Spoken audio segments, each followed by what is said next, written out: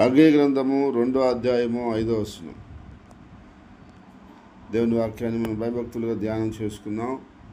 మీరు ఐగుప్తు దేశం నుండి వచ్చినప్పుడు నేను మీతో చేసిన నిబంధనను జ్ఞాపకం చేసుకోండి. నా ఆత్మ మీ మధ్యలో ఉన్నది గనుక భయపడకుడి.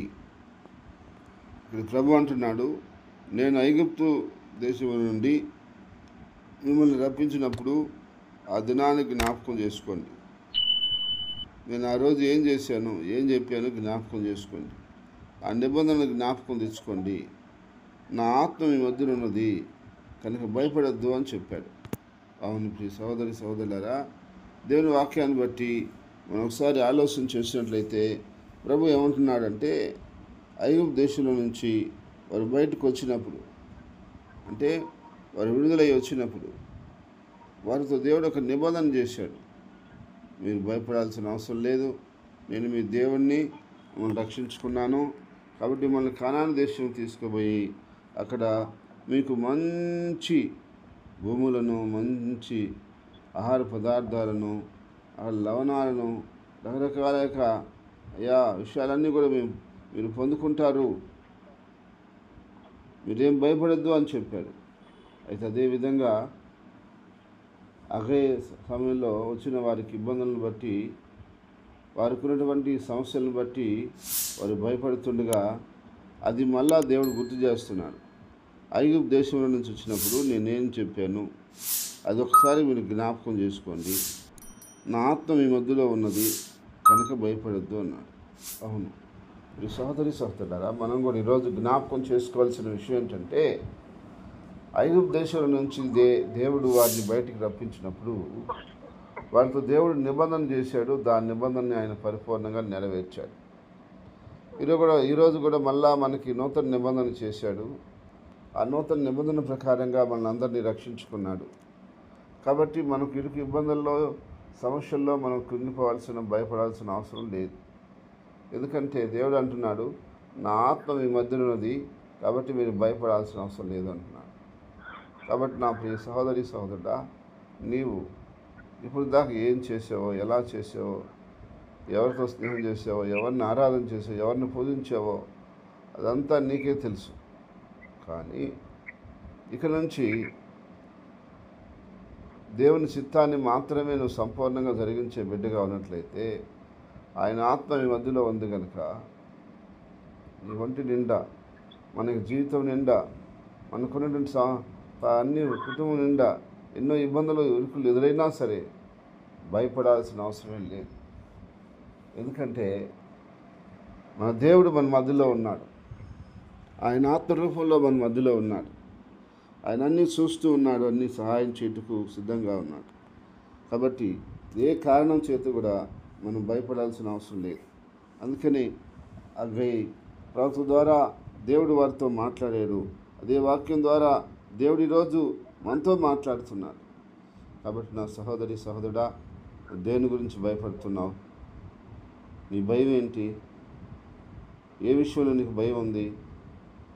ఎవరిని బట్టి నీకు భయం ఉంది? ఏ కార్యాలను బట్టి నీకు భయం ఉంది? ఎలాంటి విషయాల కొరకు భయపడుతున్నావు? నువ్వు భయపడాల్సిన అవసరం లేదు. నా ఆత్మ నీ మధ్యలో ఉందని చెప్తున్నాడు ఆయన. కాబట్టి దేవుని ఆత్మ మనం ఎక్కడున్నా సరే ఆయన మధ్యలో ఉండి మనం గమనిస్తూ ఉంటాడు. పరిశుద్ధాత్మ దేవుడు మనల్ని ప్రత్యేకంగా చూస్తూ ఉంటాడు.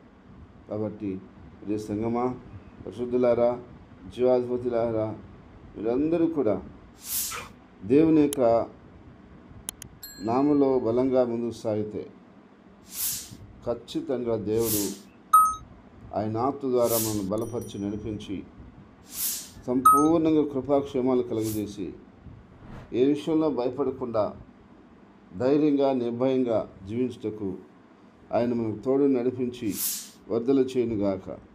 ఆమేన్.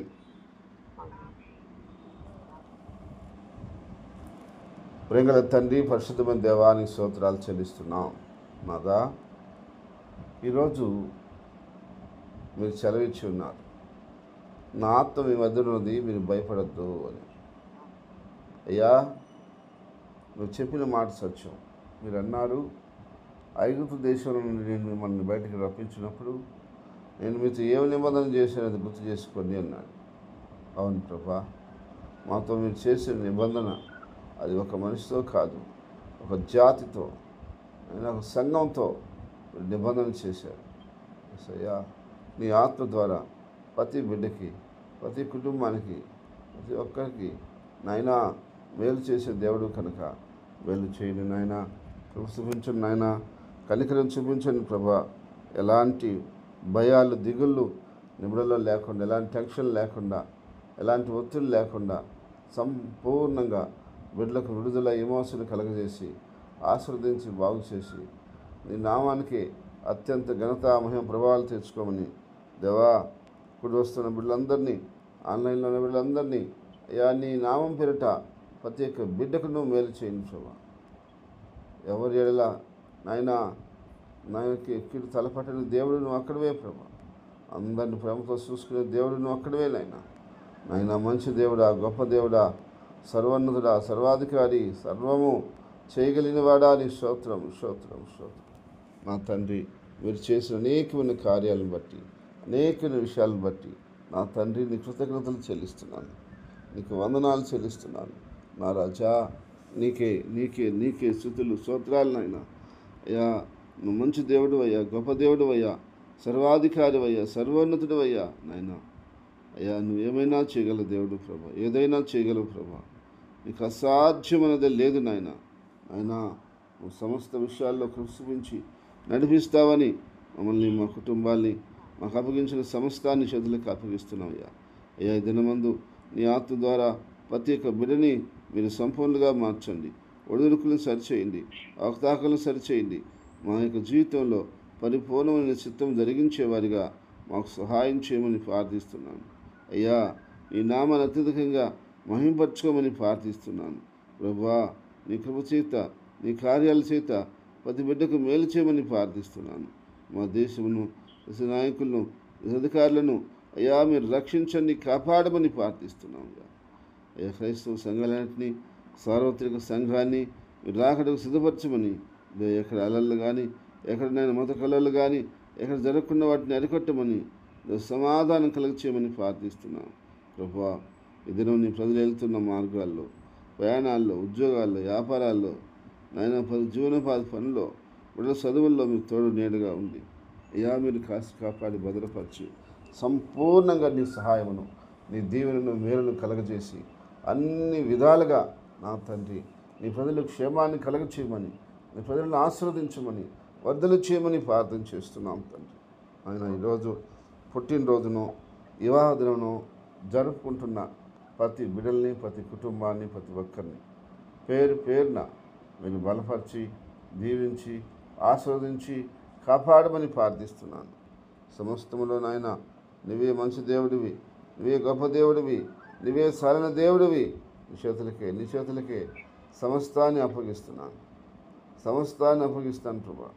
సహగా నడిపించు నాయన, ఎలాంటి ఒడిదుడుకు లేకుండా సహాయం చేయను. శత్రువు ఏ విధంగా పన్నాగాలు పన్ని ఉన్నాడో, వాడి పన్నాగాలు ఏంటో నీకు బాగా తెలుసు కనుక వాడి పన్నాగాల్ని, వాడి ఐడియాస్ని యేసు నామములో కట్టి బంధిస్తున్నాం తండ్రి. మీరు బంధించిన ఆయన గుడులు పరిచయండి, అభివృద్ధి పరచండి, సరిహద్దుల విషయాలు పరచండి, నూతన ఆత్మలను దయచేయండి. ఆయన అనేక ఆత్మలతో ఆయన నీ రాజ్యంలో మేము చేరటానికి సహాయం చేయండి. నెల్లూరు పరిచయం అభివృద్ధి పరచండి, అనేక ఆత్మలను దయచేయండి, అనేకమైన కార్యాలు జరిగించండి. ఆయన నీ నామాన్ని అత్యధికంగా గణపరచుకోమని, అనేక ఆత్మల చేత నీ సంఘాన్ని నింపమని ప్రార్థన చేస్తూ నా తండ్రి ఆయన సమస్త విషయంలో నీవే మాకు సంతోషం, సమాధానం, ఆశీర్వాదం విన్నావు. ప్రతి కుటుంబానికి, ప్రతి బిడ్డకి సంతోషం, సమాధానం, ఆశీర్వాదం ఇచ్చి వర్ధలు చేయమని, నీ నామాన్ని అత్యధికంగా మహింపరచుకోమని నా తండ్రి దేవా, నిన్నే నమ్ముకుని ఉన్నాం, నీ మీద ఆధారపడి ఉన్నాం. నువ్వే దిక్కని, నువ్వే అండని, ఆధారమని అయ్యా పరిపూర్ణంగా నీ పేరిట మేము విశ్వసిస్తున్నాం కూడా. అనేక మంది భక్తుల జీవితాల్లో, కుటుంబాల్లో నువ్వు చేసే అనేకమైన కార్యాల కొరకు నా నిండు మనసుతో నేను ఆరాధిస్తున్నాం ప్రభు.